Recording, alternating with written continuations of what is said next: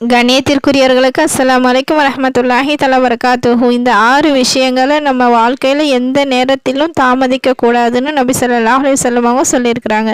அந்த 6 விஷயங்களை பற்றி இன்ஷால்லா பார்க்கலாம். ஒன்றாவது, நம்ம வீட்டுக்கு விருந்தினர் வந்தாங்கன்னா அவங்களுக்கு விருந்து வைப்பதில் தாமதம் செய்யக்கூடாது. இரண்டாவது, மரணித்தவரை அடக்கம் செய்வதில் தாமதிக்க கூடாது. மூன்றாவது, பருவம் அடைந்த பெண்ணை திருமணம் செய்வதில் தாமதிக்க கூடாது.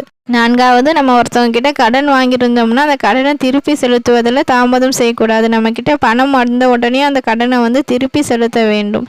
ஐந்தாவது, ஏதாவது நம்ம பாவம் செஞ்சிட்டோம்னா உடனே அல்லாஹ் தஆலா கிட்ட பாவ மன்னிப்பு தௌபா செய்ய தாமதம் செய்யக்கூடாது.